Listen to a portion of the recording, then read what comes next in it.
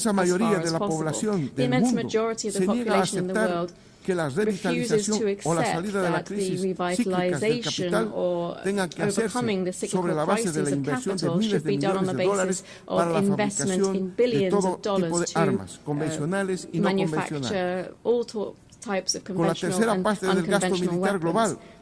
tendríamos mayor y mejor Just educación, salud one-third of y military vivienda expenditure garantizada would give para us todas y todos. better and greater education, Naciones health Unidas and tiene que housing guaranteed convertirse for en un everyone. pacto por la The paz UN y la has to vida, become a pact for como el peace destino and for life, compartido de todo as lo the que sostiene la shared vida común. destiny of everyone who believes in Cuarto, living together. una reforma Four, profunda we del need to Consejo de undertake a Seguridad que profound impida reform of que the uno de los Security dos países Council that would tenga prevent secuestrada la estabilidad one mundial. of two countries Esta reforma es una holding up necesidad global y un stability. planteamiento que las naciones del sur We global need to ensure están this reform insistiendo desde and hace varios ensure años.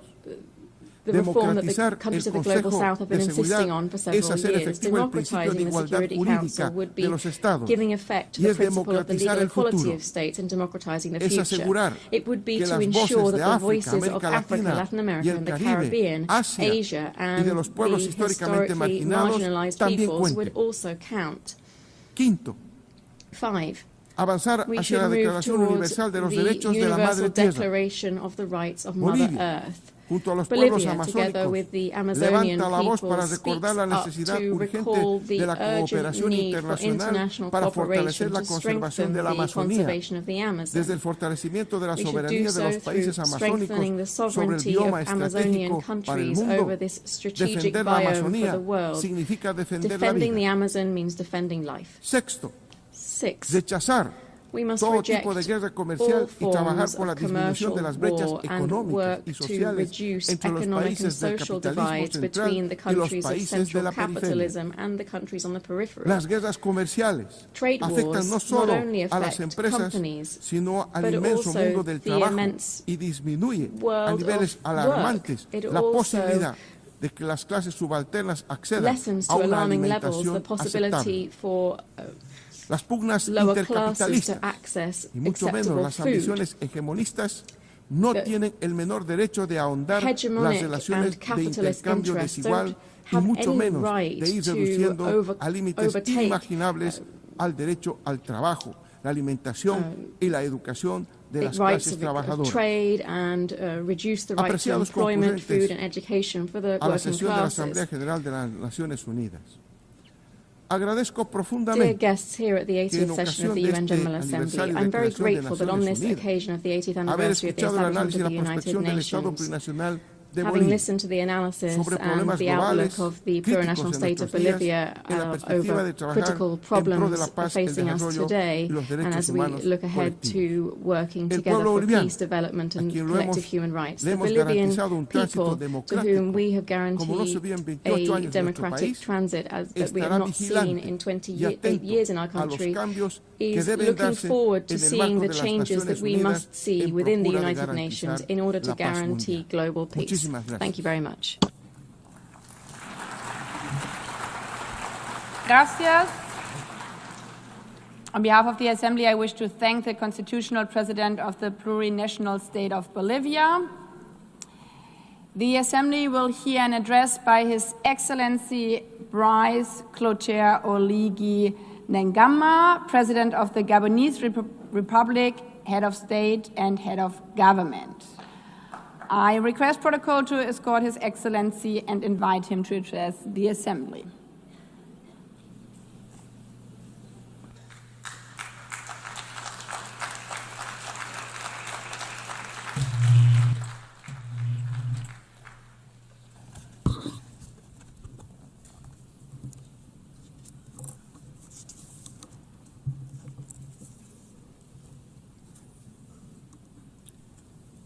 Madame la Présidente Madam de l'Assemblée générale, General Assembly, Mesdames et Messieurs les distinguished chefs d'État et de heads of gouvernement, state and government, Monsieur le Secrétaire général Secretary General des Nations of the Unies, United Nations, distingués délégués, distinguished delegates, Mesdames et ladies Messieurs, and gentlemen, à l'entame de mon at the propos, outset, il me plaît I would like d'adresser mes to plus sincères et most chaleureuses warmly and félicitations sincerely à congratulate Son Excellence, Her Excellency Madame Annalena Annalena Baerbock, Baerbock pour son élection on à la her présidence election de cette as 80e President of session this de l'Assemblée 80th générale des session Nations of the Unies. General Assembly of the United Nations. Madame la Présidente, Madam President, votre expérience your experience, vous permettra, I'm j'en sure, suis convaincu, will allow you d'accomplir to avec efficacité effectively carry out les missions inhérentes the à missions votre haute fonction. of your august post. Soyez assurés rest assured de l'entière coopération of the de full mon pays. cooperation of my country.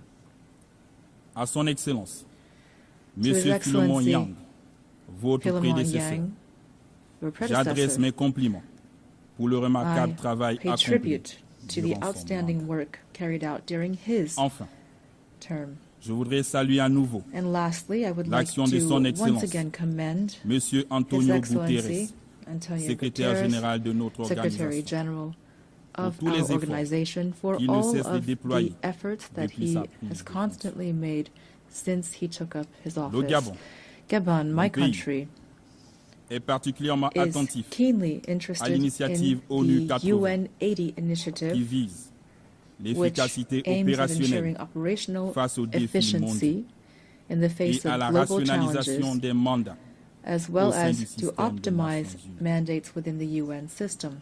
Madame la Présidente, Madam President, il y a un an, 1 year ago, devant cette before auguste this assemblée, prestigious assembly, en qualité as de the président President de la of the transition de la République transition of the gabonaise, Republic of Gabon, je présentais le I processus presented the politique political entamé dans mon process pays begun depuis le in coup de la my country libération after opéré the le 30 août liberation 2023. coup which took place on August 30th, 2023. Au terme de l'élection After the présidentielle presidential election du 12 of avril April 2025, 12th, dont le 2025, processus for et which les the résultats process ont and été outcomes unanimement were salués unanimously par la endorsed communauté by the internationale. international community. Cette transition s'est This achevée transition par mon investiture le 3 mai culminated with my 2025, inauguration on May en qualité 3rd, de premier président 2025, élu as the first de la elected République president gabonaise, of the établissant Gabonese ainsi Republic, les bases thus de establishing l'ordre démocratique. the foundations of democratic order. Comme vous le savez, As you know, le Gabon a connu une Gabon transition pacifique, has undergone a exemplaire, peaceful marquée par and l'inclusion exemplary de transition l'ensemble des forces vives de la that nation, included all of the political parties in Cette our transition apaisée, nation. This ouverte à un dialogue national smooth inclusif transition et à un référendum led to an constitutionnel inclusive national conforme au dialogue and a chronogramme constitutional qu'il s'est referendum in accordance with the lequel agreed se upon poursuivra timelines, par l'organisation and it des will élections continue législatives through the holding of legislative, local, et sénatoriales, and senatorial libres elections et that are transparentes. free and transparent.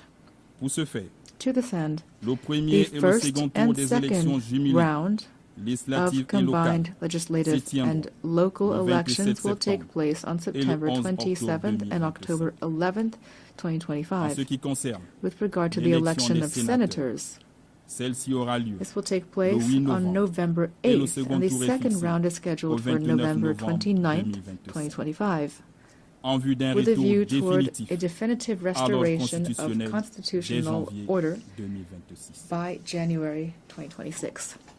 Nous pensons légitimement We believe that ce this processus pacifique et peaceful historique and historic pourrait process d'ailleurs can faire l'objet serve d'enseignements as a et lesson d'études and a dans model divers milieux. in many other spheres. Le peuple gabonais The people of a puisé les Gabon ressorts have drawn de this ce success succès from dans son its histoire, history, sa culture de paix its culture of et peace, sa vision and partagée its du shared vision of the future. C'est l'occasion pour moi Here I would d'exprimer au like nom du peuple gabonais to express et au on mien behalf of the Gabonese nos people sincères and on my remerciements own à behalf l'Organisation des our Nations sincere Unies gratitude pour son to the United accompagnement Nations for multiforme. its multifaceted Je sais assistance. également I pouvoir compter know sur that l'appui de I l'ONU can count on the dans le support cadre de la of mise the en œuvre UN du plan de as we croissance et implement développement du our Gabon. national growth and development plan. Ce plan met This l'accent plan focuses sur l'augmentation de nos on capacités bolstering our énergétiques, energy capacity, le on renforcement des strengthening infrastructures, infrastructure, le développement du developing numérique digital sector, et and l'employabilité on des jeunes. enhancing youth employment. Mesdames et messieurs, Ladies and gentlemen, le Gabon revient Gabon devant vous. is standing before you Avec un again message with a clair. clear message. Notre pays Our a country changé. has changed.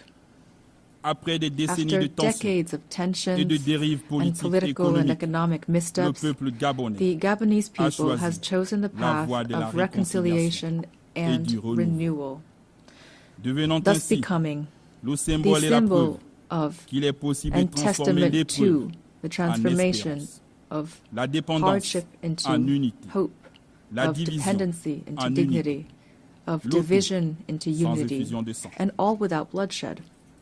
Aujourd'hui, le Today, Gabon n'est plus un pays en Gabon is no suspens. longer a country in Il est de limbo. retour aux côtés des It autres has États, returned to stand alongside debout, other states, digne et prêt upright, dignified, à assumer and toute sa ready place to dans le take up its concert des rightful nations. place in the community of Le nations. Gabon nouveau, The new digne d'envie, que Gabon, mes the compatriotes appellent de exemplary tous leurs Gabon vœux, that my signifie compatriots aussi are calling que for l'État gabonais also means that the doit state désormais être au in service de Gabon son peuple. must serve its people from now on. Mais But our notre national renaissance nationale rebirth serait would vaine be futile sans évolution de without l'ordre a change in the international. international order.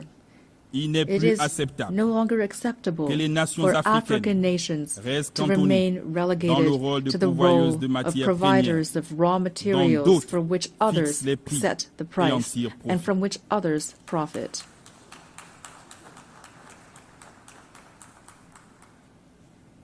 C'est donc le lieu pour moi Therefore, d'inviter les investisseurs publics et I would privés like to invite à nous public and accompagner private dans le investors to cadre de support us partenariats through gagnant-gagnant. win-win partnerships.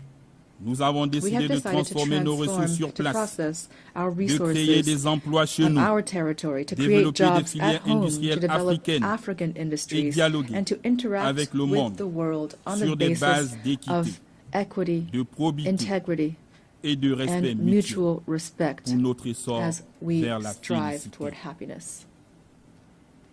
Dans sa In marche its vers le path toward développement, development, le Gabon, Gabon, pays de a paix country of peace et and d'opportunité, opportunity, continuera will d'être une terre continue d'accueil to pour welcome tous ceux all qui those s'engagent à who commit respecter nos lois, to nos upholding valeurs our laws, républicaines our Republican et à values, contribuer de and manière to exemplaire contributing positively à to l'essor our national. national rise. Distingués délégués, Distinguished mesdames delegates, et messieurs, ladies and gentlemen, cette 80e session de this l'Assemblée 80th générale session of the General ayant pour Assembly thème has mieux the theme ensemble, Better plus de Together, 80 80 ans years and more et plus pour la paix, for peace, le développement development, and et les droits human humains rights.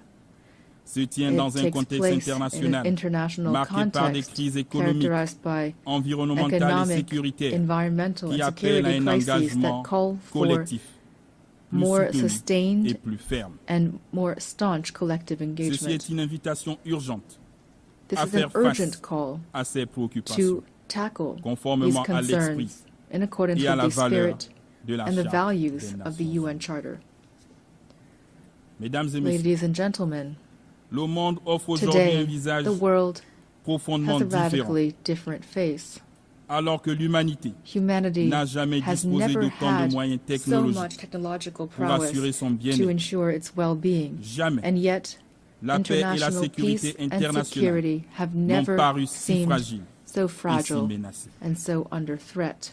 Il est plus It que is temps high time que la paix that peace règne sur la terre, reign on et earth, particulièrement en and Afrique, especially in Africa, si meurtrie par which des has conflits so long dont suffered les donneurs d'ordre under et conflicts financiers that have se been trouvent hors stoked du continent. and financed from outside the Que les âmes continent. se taisent Let en the République guns at démocratique du last Congo, fall silent in the au Soudan, DRC, in Sudan, dans la Corne in de the Horn of l'Afrique Africa, et au Sahel. and in the Sahel. À cet égard, In this plutôt que regard, de toujours stigmatiser instead of constantly et condamner stigmatizing and les condemning États the du state Sahel, of the Sahel, la the communauté international internationale community gagnerait would à les benefit from soutenir supporting dans them leur in lutte their battle contre against the l'hydre many-headed threat of terrorism. Mesdames et messieurs, Ladies and gentlemen, le 12 décembre on December 12, 1988, 1988, le Gabon reconnaissait Gabon officiellement l'État officially de la recognized the Palestine. State of Palestine. Hier comme aujourd'hui, Then, as now, nous soutenons we la solution support à the deux two-state États, solution, seule voie, the only conforme way aux in résolutions accordance des with Nations UN Unies resolutions pour to garantir une paix guarantee juste a just et and lasting durable peace entre Israéliens between et Israelis Palestiniens, and autant Palestinians, que la sécurité as well as to internationale. guarantee international security. De même, In this vein, le Gabon ne peut que réitérer Gabon sa must position reaffirm en faveur de la levée its de l'embargo position imposé à in Cuba favor of lifting the en raison embargo de son imposed impact on Cuba négatif due to its negative le effect bien-être on the des well-being of Cuba's people. Nous réaffirmons solennellement We solemnly reaffirm notre our plein full support appui aux efforts for internationaux international efforts menés à travers le monde carried pour out throughout the parvenir world à la paix. to achieve peace. Ces efforts These efforts devraient être must centrés sur be l'humain, centered on humans, notamment especially les femmes women et les jeunes. and youth. Dans le cadre du Pacte pour l'avenir de 2024, l'ONU must continue to encourage et and appuyer support l'action cruciale des femmes, the crucial résultant action de la of déclaration women et du programme stemming d'action from de the Beijing, declaration dont nous and célébrons the les Beijing 30 ans Declaration cette and année. Program of Action, of which we're celebrating the Madame la 30th Présidente de anniversary this l'Assemblée year. générale, Madam President, Monsieur le of the Secrétaire General général des Assembly, Nations Secretary Unies, General of the United la Nations, crise the planétaire, triple planetary des changements crisis climatiques, of climate change, de l'appauvrissement biodiversity de la loss, biodiversité and pollution et de la pollution is est une menace an existential existentielle pour threat l'humanité. for humanity. Pourtant, And yet, les efforts de la the communauté efforts of the international internationale community face à ces défis to address these restent challenges dramatiquement remain insuffisants. drastically inadequate. Le traité de The la Treaty on biodiversité, Biodiversity au-delà des beyond juridictions national nationales jurisdictions, que nous venons de ratifier, which we have just vient combler ratified, un vide juridique fills et offre a un legal cadre gap ambitieux and provides an pour une ambitious gouvernance framework équitable for et equitable durable and dans la sustainable biodiversité. governance of biodiversity. Ensemble, Together, nous avons une we have réelle a real opportunité opportunity de faire de to ce make traité this treaty un a véritable true levier driver of de transformation transformation for pour les present and générations future présentes et generations. futures. Le Gabon est le Gabon gardien d'une partie is du the bassin du guardian Congo, of part of the Congo deuxième Basin, poumon vert de la the second planète. largest green Ce lung patrimoine of our exceptionnel planet. This ne sera pas extraordinary sacrifié heritage aux appétits must not be financiers. sacrificed to financial Nous demandons rapacity.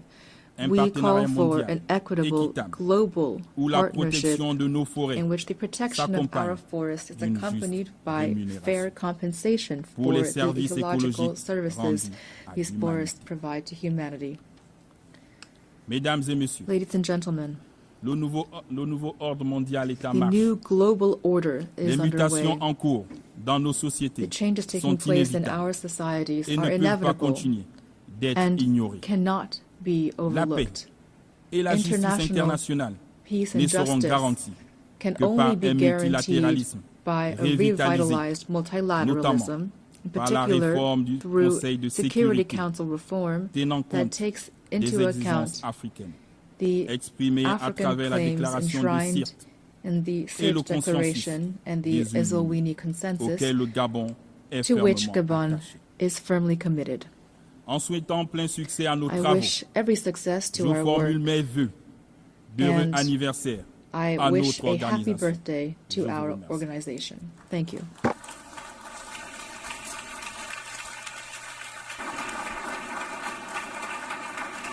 I thank you and happy birthday to all of us.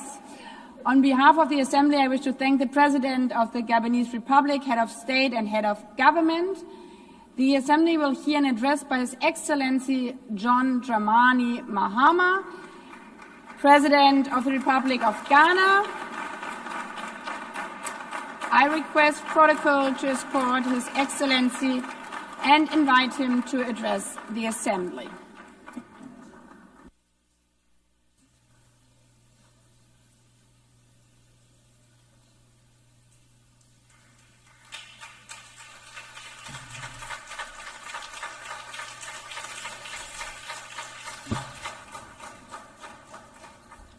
Thank you, Madam President, Mr. Secretary General, Excellencies, ladies and gentlemen.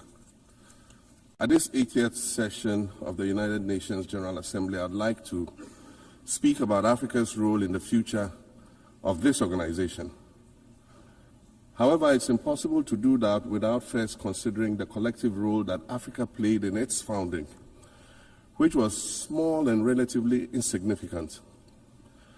Of the 51 member states involved in the founding of the United Nations in 1945, only 4 were African: Egypt, Ethiopia, Liberia, and South Africa.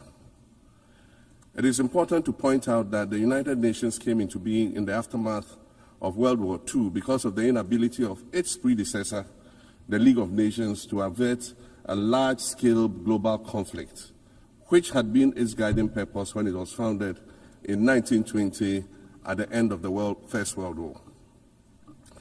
Out of the 42 founding member states of the League of Nations, only 3 were African: Liberia, the Union of South Africa, and Ethiopia. Egypt was to join later in 1937. Africa's overall participation in the organization's founding was minimal and relatively unimportant. That's because before all the other talks and meetings, representatives from a group of 40 nations gathered in Berlin for a series of discussions that began in 1884 and which led to the partitioning and formal colonization of the African continent, which is also called the Scramble for Africa. It has famously been written that past is prologue. Well, in the past, the majority of the 54 nations that now comprise Africa were never offered a seat at the table where plans for a new world order were being drawn. But, Madam President, as fate would have it, the tables are turning, and Africa's role in the authorship of whatever is yet to come for this world is going to be huge, and it will be consequential. According to this organization's own projections, by the year 2050, more than 25% of the world's population is expected to come from the African continent. Additionally, by 2050, 1/3 of all young people aged between 15 to 24 will be residing on the African continent. So you see, the future of this world is African. Allow me to say this once again a little louder for those of you in the back. The future is African.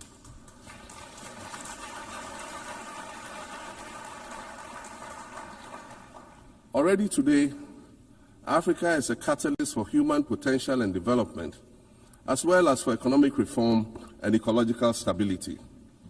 Africa is a catalyst for systemic change. If this reality, which is fact-based and straightforward, seems provocative or unsettling, perhaps it's because you are viewing it through the lens of centuries of filters, colonialism and imperialism, and the resulting implicit bias. Maybe you are unaware of the resilience of African nations or their remarkable ability to make a strong comeback just when you think it's safe to count them out. That is what is happening right now in my own country, Ghana. Our constitution limits leaders to 2 4-year terms. In January, I was sworn in for a second term, which, let me point out, was non-consecutive with my first term. Our currency, the Ghana cedi, was rapidly depreciating, faced with rising inflation, a huge debt burden, and low morale amongst our citizens. My new administration settled down quickly and embarked on an ambitious program of comprehensive transformation designed to restructure Ghana's economic foundation and enhance our competitive standing globally. We refer to this process of recalibration as our reset agenda. In just 8 months, we have achieved significant reduction in inflation from 23.8% in December 2024 to 11.5% in August 2025, restoring price stability for our citizens. Additionally, our currency, the Ghana cedi, has appreciated considerably against other currencies, with Bloomberg reporting it as the best performing currency in the world at one point. Our improved sovereign credit rating reflects increasing investor confidence in our economy. And our 24-hour economy initiative promises to transform our economy. And there's a renewed willingness amongst our people to trust that their elected officials have Ghana's interests at heart and that we're progressing together. Madam President, I believe that in honor of this milestone celebration, the United Nations should also embark on a process of serious recalibration and establish its own reset agenda. Since the organization's founding, the number of UN member nations has nearly quadrupled. And quite frankly, it is not the same world that it was back then when the UN was formed. I mentioned earlier that I began my second non-consecutive term as president this past January. My first term ended in January 2017. In that span of time, 8 years, the world has changed with such ferocity. My first days in office after my return felt as though I had just awakened from a Rip Van Winkle-style sleep. Now, no, that was only after 8 years. Imagine then what it will be like after 80 years since the founding of the United Nations. In 1945, the sun had not yet set on the largest empire in history. The most common mode of international travel was by sea. The personal computer had not been invented, let alone made portable. And television, a new convenience, was still in its infancy, albeit in black and white color. Relations between the US and the Soviet Union were turning frosty, with Winston Churchill declaring that an iron curtain has descended across the European continent. Fast track 80 years on. In today's world, hundreds of thousands of commercial flights take off and land every day. Libraries have been digitized so that volumes of literature can exist on a small device, small enough to fit inside your pocket. We live in a world of cryptocurrency, artificial intelligence, social media, the internet and its dark hidden dungeon of the dark web, all of which carry a potential threat to global peace and security. Climate change is real, and we're fighting a losing battle against the loss of Maldives and other island nations to the rising sea level, against the loss of Timbuktu to desertification and the Amazon forest to global warming and deforestation. Madam President, the UN Founding Charter is outdated when it comes to representation in this August Assembly. The most powerful post-World War II nations are still being rewarded with an almost totalitarian guardianship over the rest of the world. And yet, the first sentence in Chapter 2, Article 1 of the UN Charter declares that the organization is based on the principle of sovereign equality of all its members. If this were true, and was the case, a continent as large as Africa, with its numerous UN member states, would have at least one permanent seat on the Security Council.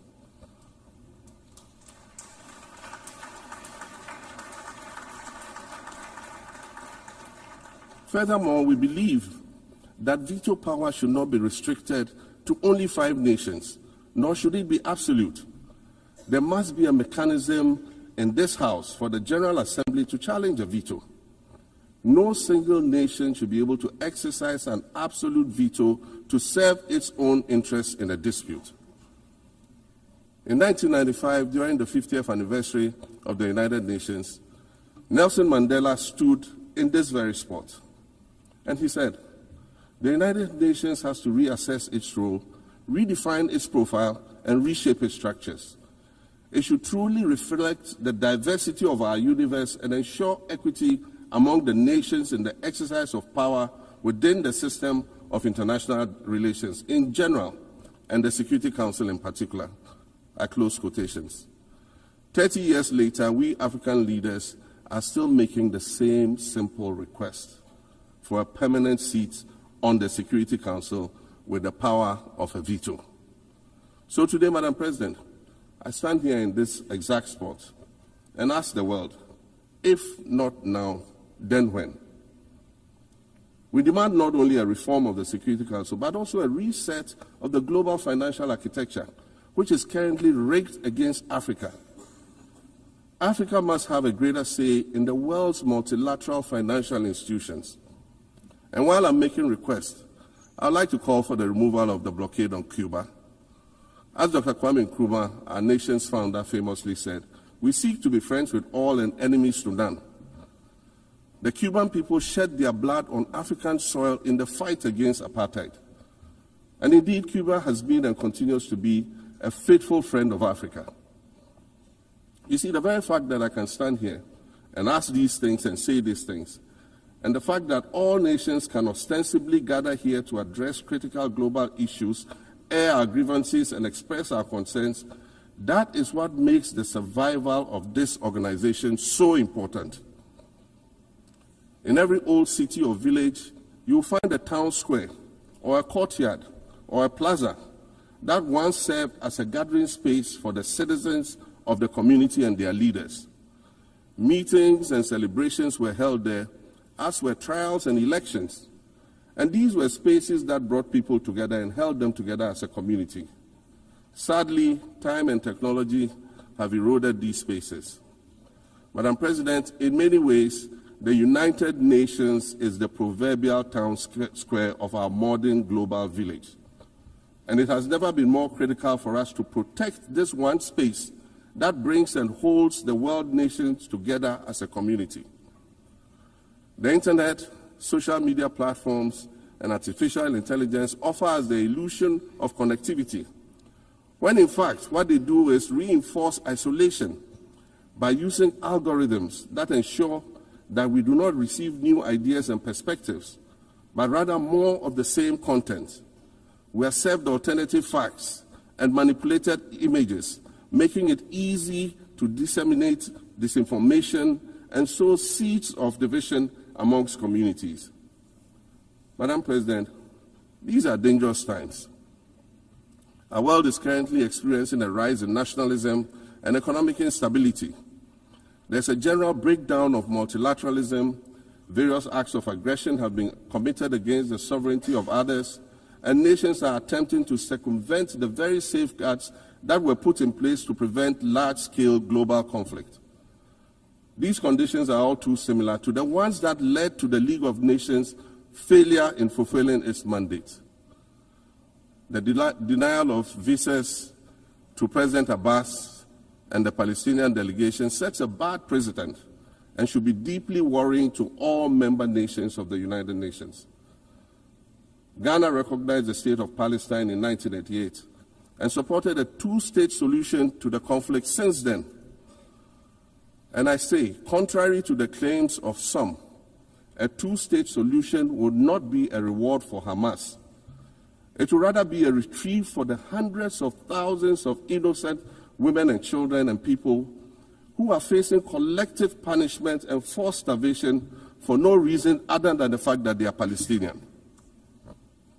For nearly 2 years and for the fear of reprisals, we here in this General Assembly have been playing hide and seek with language to find the right words to help us avoid or excuse what we all know is taking place in Gaza. But here's the thing, it doesn't matter what you call it. If it looks like a duck, it swims like a duck, and quacks like a duck, well, then it must be a duck. The crimes in Gaza must stop.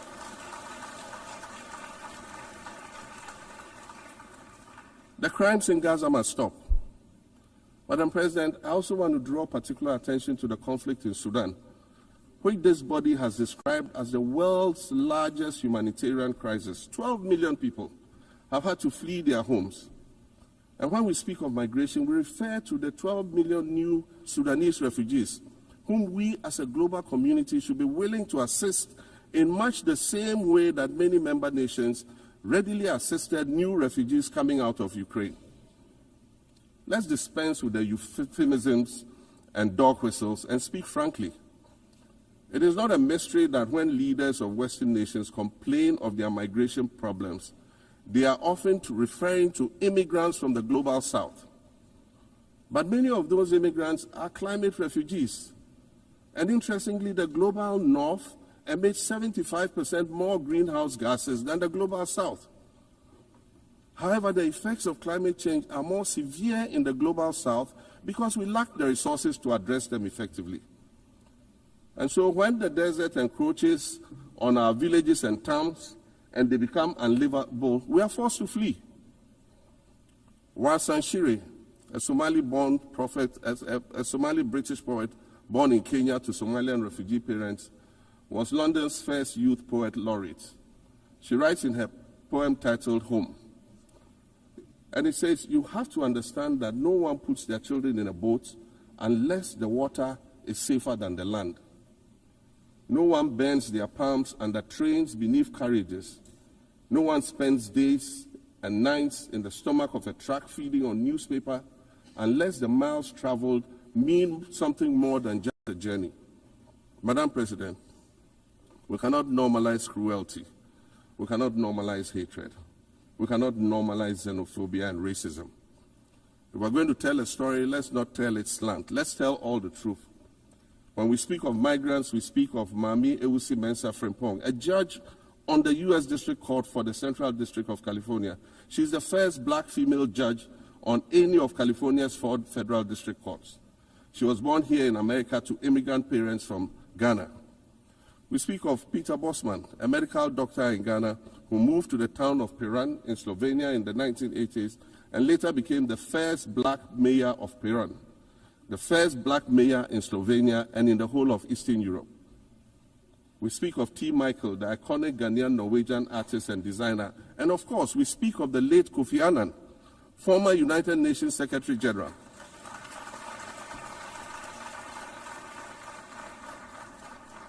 Former United Nations Secretary General and Nobel Peace Prize recipient, who was born in Ghana but spent his adulthood in various places in America and Europe. These are people who have brought great distinction to the countries that they decided to call home. Just as the migrants and the children of migrants before them did, I dare say these are not invaders. These are not criminals. Madam President, the slave trade must be recognized as the greatest crime against humanity. As the African champion on reparations, Ghana intends to introduce a motion in this August body to that effect. More than 12.5 million Africans were forcibly taken against their will and transported to create wealth for the powerful Western nations.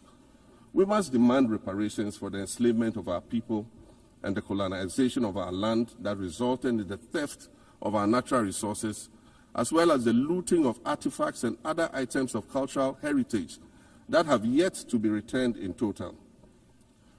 We recognize the value of our land and the value of our lives, as did our colonizers, as well as the governments that happily paid reparations to former slave owners as compensation for the loss of their property in quotes, and that property for which they received compensation was paid referred to enslaved people who had been freed. Madam President, an increasingly insecure world is witnessing upward spending on defense budgets of bilateral partners and steep cuts in official development assistance. Since July 2024, it is estimated that there's been a 40% drop in humanitarian aid globally. In this era of global uncertainty, Africa must exercise sovereignty over its natural resources to raise the necessary funds to ensure the well-being of its citizens. The days of parceling out vast concession areas to foreign interests for exploitation must come to an end. We'll continue to welcome foreign investment, but we must negotiate better for a bigger share of the natural resources that belong to us. And we must insist on value addition to these resources. We're tired of the continued image of poverty-stricken, disease-ridden rural communities living at the periphery of huge foreign-controlled natural resource concession areas. We're tired of having people extract the most they can from us and in return offer us the very least by way of respect, consideration, and dignity. We're tired of not being represented in ways that reveal the richness and complexity of our history or acknowledge all that we have overcome to arrive here in this liminal space of untold possibilities. Allow me to echo the Indian-American writer Arundhati Roy, who wrote, "Another world is not only possible, she is on her way. On a quiet day, I can hear her briefing." I want to add that for the sake of Africa, and quite selfishly for the sake of my 18-year-old daughter, I hope that this new world that is arriving is a place of safety and equality for women and girls. To succeed, we must empower everyone, including women and girls, to reach their full potential. In closing, Madam President, I'd like to congratulate you on your election to preside over this historic 80th General Assembly and on being the 5th woman to hold this distinction. I'd also like to congratulate Her Excellency Nana Jane Opoku-Agyeman on being the first woman Vice President of Ghana.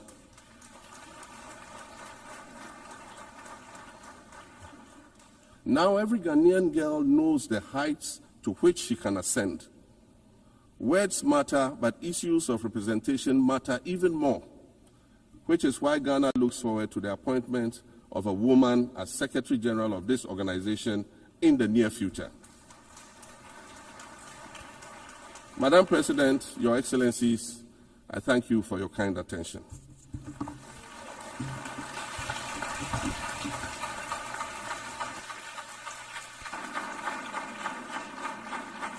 On behalf of the General Assembly, I wish to thank the President of the Republic of Ghana.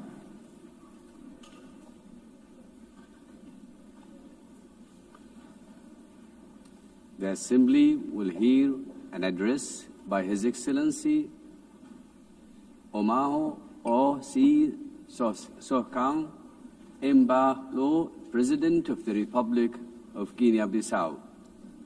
I request protocol to escort His Excellency and invite him to address the Assembly.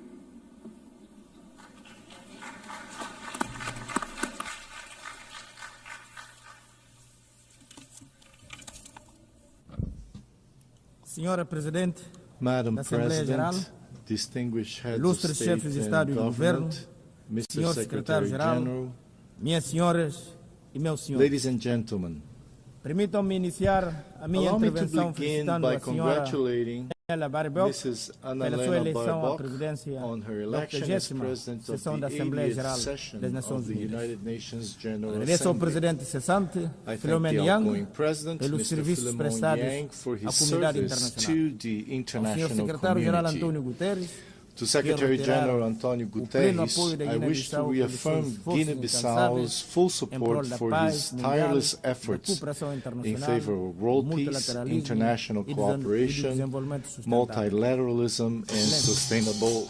Minhas senhoras e meus senhores, há 80 anos, os 80 fundadores years da ago, ONU comprometeram-se a preservar as the gerações founders of the futuras United Nations do flagelo pledged da to guerra. save succeeding Essa promessa, generations from the infelizmente, scourge of não foi war. plenamente That cumprida. promise, unfortunately, Todavia, has not yet esse compromisso, been fully assumido fulfilled. por cada de nós Yet ou dos this Estados-membros, ao aderir à Carta undertaken das by Nações each member Unidas, state upon continua joining the válido. UN Charter E ele remains perpetua-se valid and através do continues empenho to be de honored cada capacete azul, through the de cada dedication trabalhador of every humanitário, UN que muitas das peacekeeper vezes and every faz a humanitarian diferença worker entre a vida e a morte who often em make zonas de the conflito difference between ou na life and sequência death de in desastre conflict natural. zones or Suas following natural agências, disasters. nomeadamente a UN OMS, agencies such as UNESCO, WHO, UNESCO, UNICEF, FAO, WFP, UNHCR, and UNDP, among others, provide treatment, education, vaccines, food, and protect every day millions of human beings and contribute to the fight against poverty and discrimination against women and girls all over the world. The United Nations remains relevant, especially in these times of deep global uncertainty and crisis. It continues to be the only forum where all nations, large and small, have a seat and a voice. Excellencies, ladies and gentlemen, we live in a world confronted by multiple crises. We are witnessing what Secretary General Antonio Guterres has called polycrisis. Conflicts in Ukraine, Gaza, Sudan, and other regions persist. Socioeconomic inequalities, environmental shocks, political instability, and humanitarian emergencies disproportionately affect developing countries, with the greatest impact on small island developing states. Progress towards the Sustainable Development Goals has slowed significantly or even stalled. The sovereign debt burden of poor countries is increasing, while development assistance is declining. Guinea-Bissau welcomes the UN80 initiative, and we hope it will contribute to strengthening the organization, especially in promoting peace, international security, and the achievement of the SDGs. The Pact for the Future offers a roadmap and an action plan that must not remain on paper. Madam President, Excellencies, ladies and gentlemen, last July, Guinea-Bissau hosted the 15th Conference of Heads of State and Government of the Community of Portuguese-Speaking Countries, CPLP. I have taken on the presidency of the CPLP for the 2025-2027 term. The CPLP places high importance on its cooperation with the United Nations and its specialized agencies. During our term, we will continue to work with all partners and multilateral organizations toward the implementation of global commitments, especially concerning the Paris Agreement on Climate Change, the 3rd UN Ocean Conference, and the 4th UN Conference on Financing for Development, held last June-July in Seville. We are convinced that 2 major international meetings scheduled for November, namely COP30 in Belém, Brazil, and the 2nd World Summit for Social Development in Doha, Qatar, will serve as key platforms and opportunities to strengthen our cooperation and to advance our shared goals. Madam President, Excellencies, ladies and gentlemen, Guinea-Bissau is scheduled to hold presidential and legislative elections on the 23rd of November this year. All necessary conditions are being put in place to ensure that these elections are held peacefully, freely, transparently, and credibly.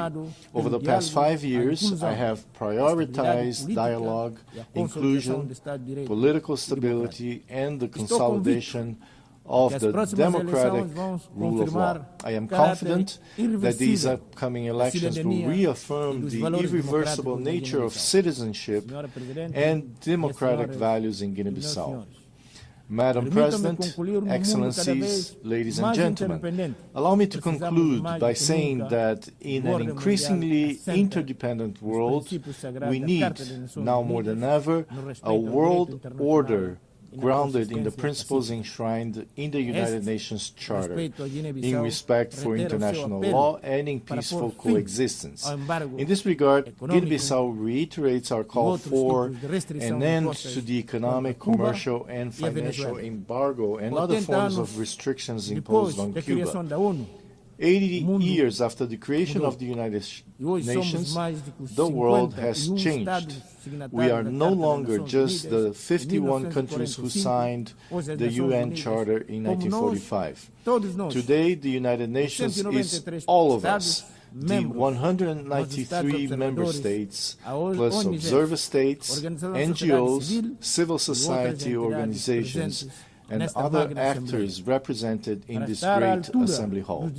To meet the challenges of the 21st century, the UN must undertake urgent reforms, reforms that reflect today's geopolitical realities and global power balances, reforms that expand and democratize the Security Council, reforms that provide a place and a voice to the Global South, reforms that restore confidence in the multilateralism and international cooperation.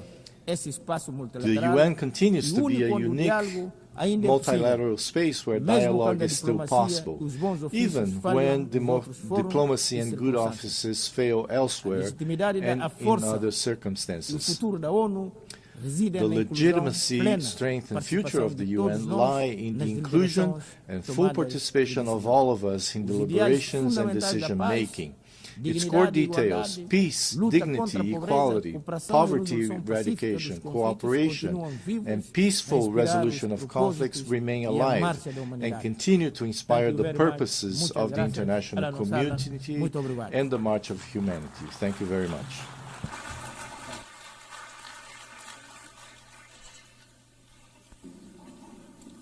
On behalf of the Assembly, I wish to thank the President of the Republic of Guinea-Bissau.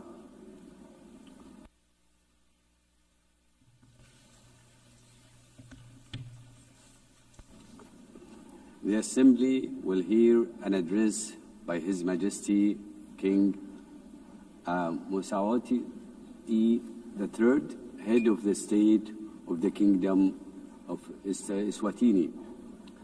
I request protocol to escort His Majesty and invite him to address the Assembly.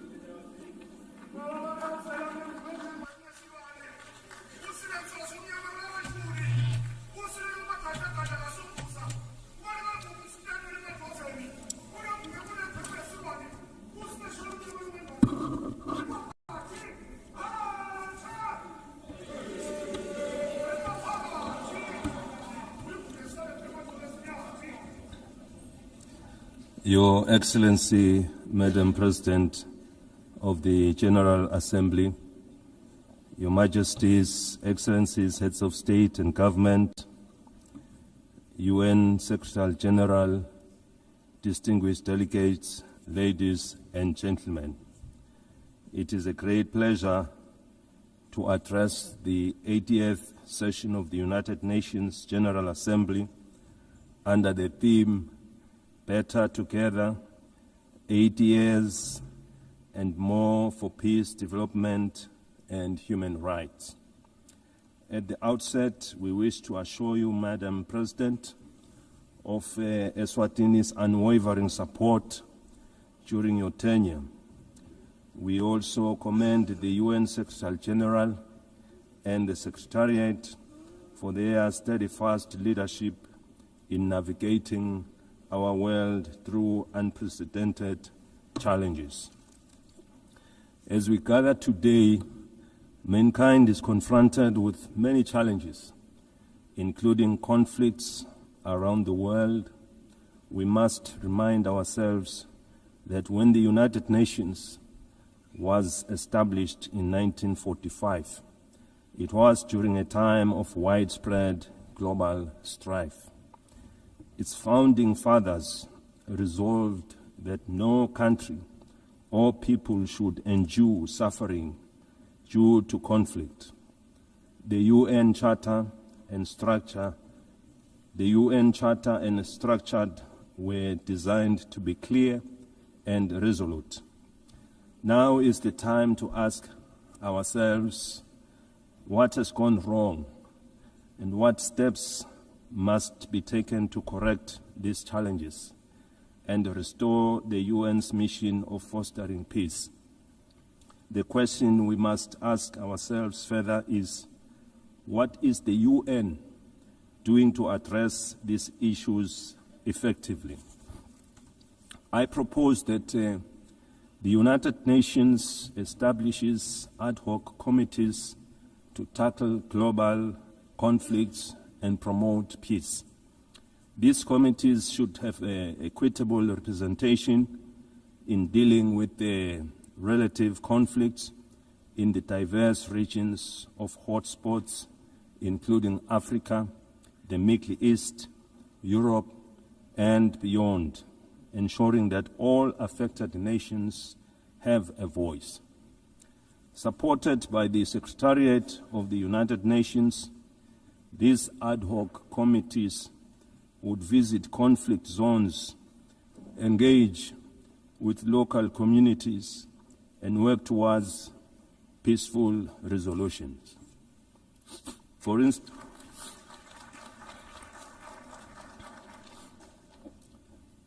instance, in Africa, the conflicts in Sudan, South Sudan, Somalia, the Sahel, and the Great Lakes need the intervention of these ad hoc committees. In the Middle East, they should facilitate dialogue with all parties involved.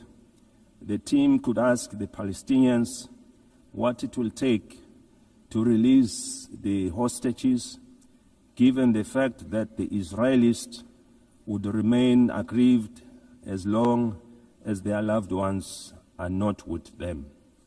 Similarly, the ad hoc committee should engage the Israelis to ascertain what it will also take for them to stop the bombardment, to avoid loss of more innocent lives, widespread destruction of property, and a growing refugee crisis. By engaging directly with the affected communities, these communities could help broker solutions that address the concerns of all sides to reduce tensions, suffering, and foster stability. In the conflict between Russia and Ukraine, these ad hoc committees could mediate discussions to identify pathways to peace.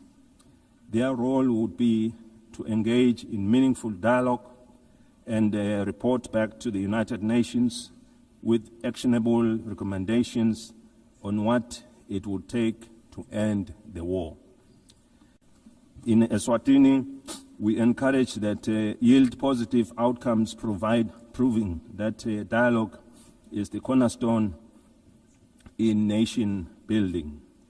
We thank those countries already making means in finding solutions. This suggested approach is not meant to undermine their efforts, but it would complement them as they are already working towards peaceful resolutions. We must avoid actions that could escalate tensions further and instead focus on saving innocent lives. Millions of lives have already been lost during the COVID-19 pandemic. We therefore cannot afford to lose any more to conflict.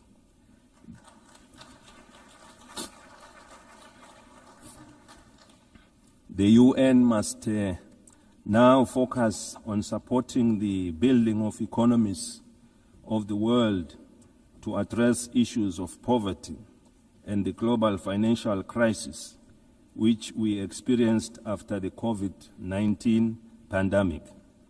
By investing in these areas, we can create conditions for lasting peace. We therefore need one another in building and supporting our development initiatives in our respective countries. The time for action is now. The UN was established in pursuit of international law and peace, and its mandate dates back decades. In 2025 and onwards, we must renew our commitment to this mission by forming these ad hoc committees and making informed, inclusive decisions. We can work towards a world where peace prevails and no nation or people suffer needlessly. We have been calling for the restructuring of the United Nations as a body representing all member states. It must lead with decisions that are inclusive and widely respected, as no one will question the process taken. These reforms should be fully representative of all countries through the regions of the world in the Security Council to create an all-inclusive structure. Without such reform, the legitimacy and effectiveness of this body will remain incomplete. We have been encouraged to witness UN high-level meetings prior to the General Assembly being held to address various issues. These include the Seville and Awaza declarations on financing for development and socio-economic challenges faced by landlocked countries. We are aware that for any growth to take place, nations must have enough resources to achieve sustainable development goals. As we convene to advance international cooperation and to uphold human rights and fundamental freedoms for all, we are reminded that our work is both urgent and indispensable.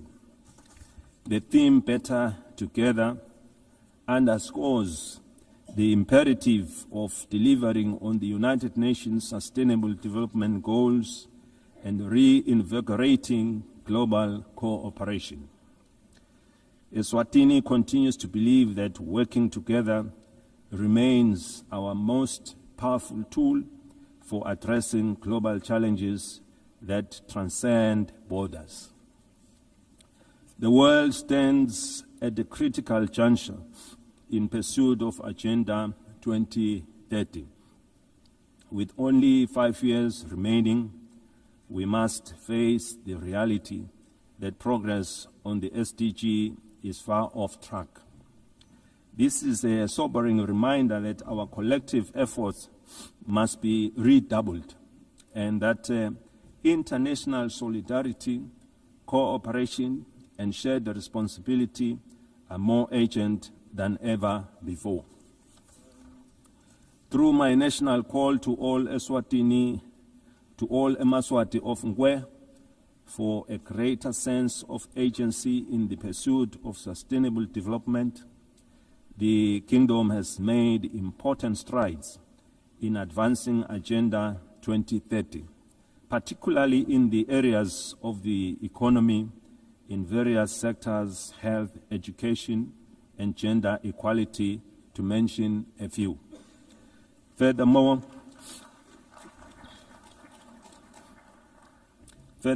the country's literacy rates have improved, reflecting our investments in education, while the nation continues to be empowered through targeted programs that strengthen their role in our society and economy. These achievements demonstrate what is possible when determination and partnership come together. While we have witnessed the GDP growth of our economy, we remain with a number of challenges to address, and we count on the UN for support to become one of the advanced economies of the world. We have implemented initiatives to grow our economy and attract new investments by opening trade opportunities with other countries that give access to regional and international markets. Your Excellencies, the global economy remains fragile. Persistent inflation resulting in rising food and energy prices, as well as tightening financial conditions, have eroded physical space for many developing nations. Across sub-Saharan Africa, countries spend on average 12% of government revenues on debt servicing, diverting resources urgently needed for social cohesion programs. Eswatini also advocates for trade facilitation and economic diversification, simplifying customs procedures, reducing regulatory barriers, and enabling greater participation in regional and global value chains. In this regard, the African Continental Free Trade Area has the potential to boost intra-Africa trade by up to 52%, drive industrialization, and create millions of jobs. For countries like Eswatini, the AfTA offers more than market access. It provides a pathway to overcome geographic constraints through regional integration, cooperation, and efficient trade corridors. In an increasingly connected world, the Kingdom of Eswatini is actively striving for digital transformation as a catalyst for sustainable development. Eswatini is open for business in technology and looks forward to partnering and sharing experiences with other developed countries in advancing our technologies. Eswatini is proud of the significant progress achieved under Sustainable Development Goal 3. We welcome the progress made in the ratification of the Pandemic Treaty. This landmark agreement is essential for strengthening preparedness and resilience against future health emergencies, fostering effective and equitable cooperation. We remain deeply concerned about the decline in bilateral and multilateral support for global health priorities. Weakening our joint efforts threatens to erode decades of progress in this sector, as health is a global security. The Kingdom of Eswatini recognizes that the increasing frequencies and intensity of natural disasters, emergencies, and protracted crises highlight the urgent need for integrated responses that bridge humanitarian relief, long-term development, and peace building. We urgently need to strengthen disaster preparedness, build resilient communities, and integrate emergency responses with sustainable development. Eswatini, like other countries in the region, has many young and marginalized groups who face unemployment and inequality in various sectors.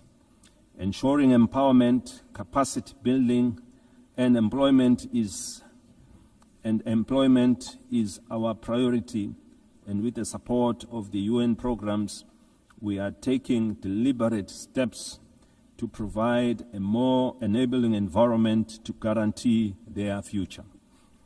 We equally recognize the rights and potential of persons with disabilities who continue to face disproportionate barriers to education, employment, and social participation so that they can fully contribute to and benefit from national development. The United Nations General Assembly Resolution 2758, adopted in 1971, did not address the issue of Taiwan's representation in the United Nations, and it does not preclude their participation in the UN system. The United Nations must seek suitable ways of including Taiwan so that she can better contribute to realizing the UN Sustainable Development Goals. In that way, this will fulfill the UN mandate to ensure that no country is left behind.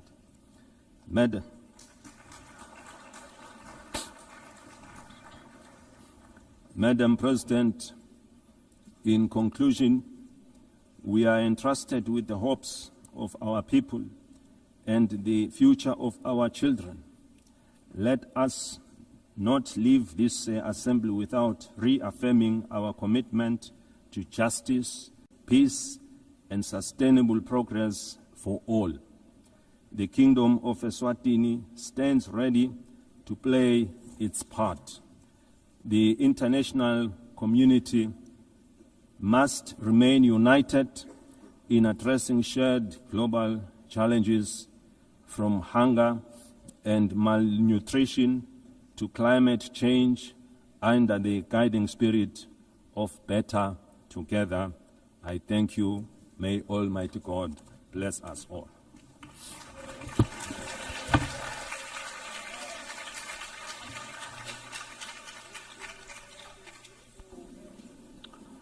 On behalf of the Assembly, I wish to thank the head of the State of the Kingdom of Eswatini.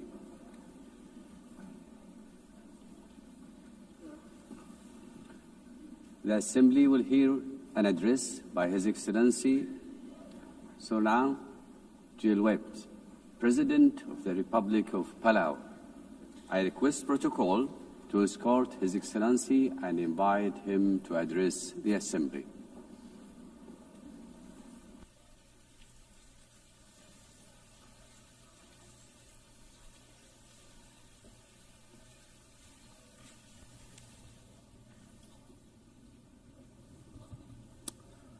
Madam President, Secretary General, Excellencies, distinguished guests, delegates, it is my great honor to address this Assembly at a milestone moment, the 80th anniversary of the United Nations. 80 years ago, nations scarred by war came together to say, never again. They built this organization on the belief that cooperation, not conflict, could guide humanity forward. Today, as we reflect on that founding vision, let us remember the United Nations was not built for the powerful, but for all nations, large and small. In Palau, we have a saying, "Ndisen son embrari aklois." Small twigs banded together can light the fire that can bring the pot to boil. This wisdom reminds us that even the smallest among us, when united and determined, can drive meaningful change. The recent International Court of Justice advisory opinion affirms this truth, that our voice, though often overlooked, carries the weight of justice.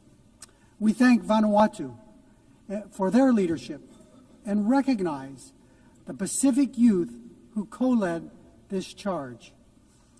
The advisory opinion confirmed that what we have always known. 1.5 degrees is not optional. It is now the benchmark for international law. Let us defend this limit as the political, moral, and legal anchor of the Paris Agreement. The world is at war. Defense spending is at an all-time high